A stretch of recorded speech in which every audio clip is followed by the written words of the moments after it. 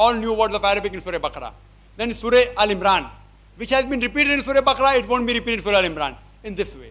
This is good only for a person who is interested in superficial understanding, because the grammar is not understood well. But for people who have less time, this is fine.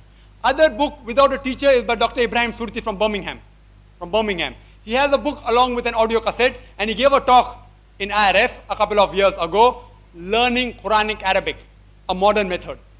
It's a book which is available in IRF, and in 60 hours you can learn Quranic Arabic. These two are without teacher.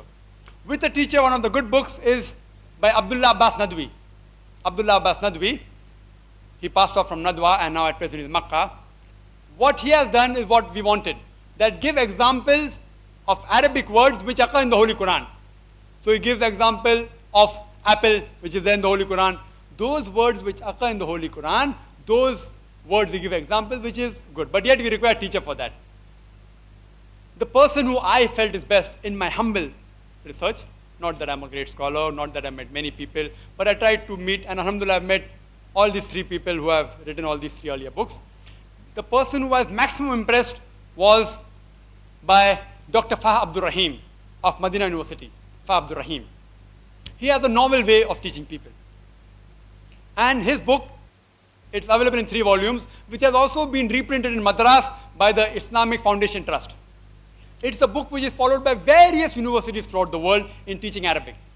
And he, alhamdulillah, knows several languages. He's a linguist.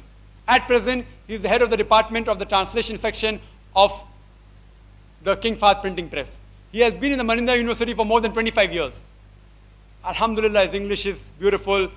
He knows Urdu, various languages, Arabic, German, and even French, Spanish, alhamdulillah. He has a style, while he teaches the foreign student, he learns his language also. And his different approach is that he teaches the person, for example, he's taken out a book on how to learn the Arabic alphabets. All the books that I've come across start with Alif, Ba, Ta, Sa. His book has a novel approach. He has done a survey since he's from Madras of Tamil language. He says the easiest letter to pronounce in Tamil as compared to the Arabic letter is Lam. The first letter is mentioned in his book is Lam. The other letter which is easier is Mim. So it comes Mim. Moment you learn Lam, along with it, he teaches Fatta, Dhamma, Kasra. La, Li, Lu. What we learn normally is Alif, Ba, Ya, Alif, Be, Te, Se. Out there it's Alif, Ba, Ta, Sa. And then after reading all the letters, then we start A, I, U, Ba, Bi, Bu. This is a different approach. The letter which is easiest pronounced in Tamil language is Lam. So it starts with La, Li, Lu. Then Mim, Ma, Mi, Mu.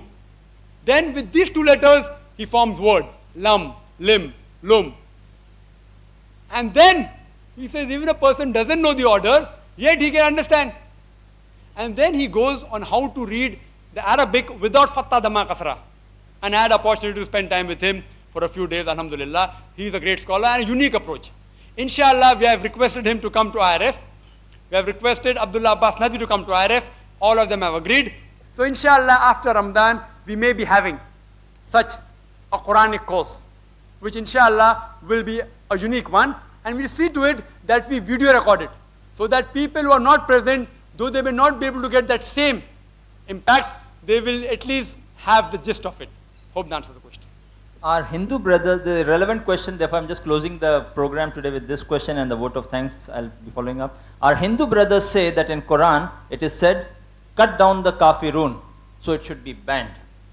Would you please explain the background of cutting down or qital of kafirs, reference Surah Tawbah? The non-Muslim brother of ours, he has given a reference from Surah Tawbah that the Quran says, cut down the kafirs, kill them. So the book should be banned. Can you explain? The brother mentioned the chapter number, he didn't give the verse number. The brother is referring to verse of the Holy Qur'an from Surah Tawbah, chapter number 9, verse number 5, which does say that wherever you find a kafir, one who rejects the truth, a mushrik, you kill him. And this verse is quoted very often by the skeptics, by the critics of Islam, especially people like Arun Shori and Taslima Nasreen. And they say that, see, Islam is a ruthless way of life. It says that wherever you find a kafir, kill him. It brackets, they write Hindu, indicating that the Quran says wherever you find a Hindu, kill him. They are the people who are doing mischief. Mischief. If you analyze that, suppose there is a war going on between Vietnam and America, and the American army general or the American president tells the soldiers in the battlefield that wherever you find a Vietnamese, kill him. But natural, the army general of America, he is telling to boost up the morale in the battlefield. He has to say that. But today, several years later, if I write that the American president or American army general said that wherever you find a Vietnamese, kill him, you'll make him sound like a butcher. It's out of context. So similarly, the context of this verse, you have to read from verse number 1. There was a peace treaty between the mushriks, the kafirs of Makkah, and the Muslims.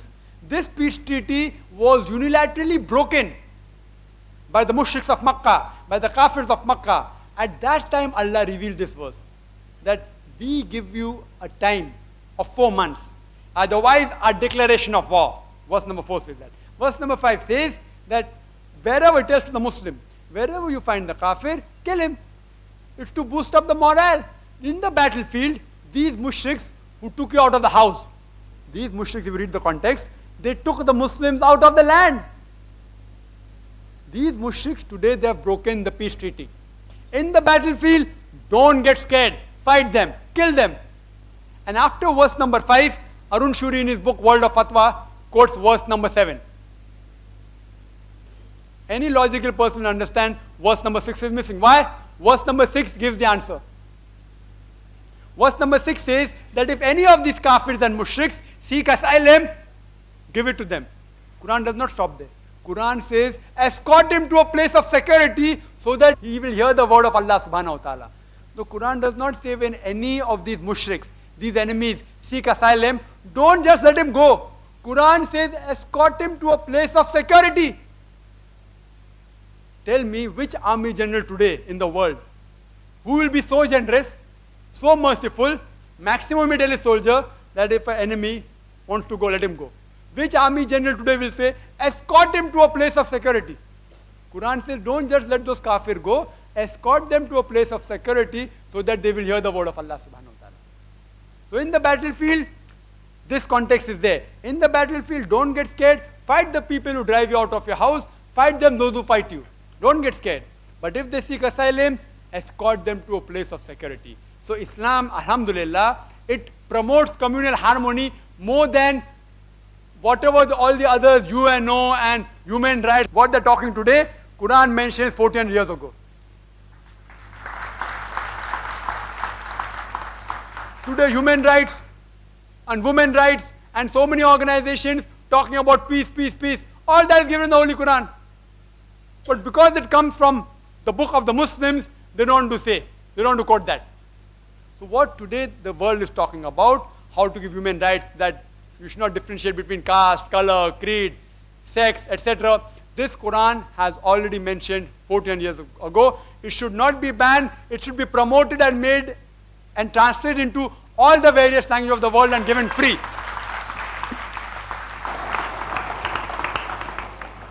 We thank Almighty Allah for making this program possible for all of us here today. On behalf of the IRF, I thank all our esteemed guests and brothers and sisters present here today for their interest and enthusiasm displayed. We appreciate and thank all persons of the professional video recording team, mostly from the USL 20th Century Fox Studios, who have recorded this event for millions of others to see. Lastly, I would like to congratulate and thank our many volunteers in the organizing committees, all around me and outside, some not watching the program, for their dedicated efforts in the organization of this program for all of us. Jazakallah khair. You may keep in touch with the IRF and its regular programs, including watching IRF program broadcast across 68 countries all over the world by the ATN satellite TV channels on Mondays, Wednesdays and Fridays from 6 to 6:30 a.m. We hope to meet you all again, inshallah, at our next public talk on Concept of God in Major Religions by Dr. Zakir Naik on Sunday, 26th October 1997 at 9:30 a.m. sharp at Birla Matushri Auditorium next to Bombay Hospital, Mumbai. Jazakallah khair. Assalamu alaikum.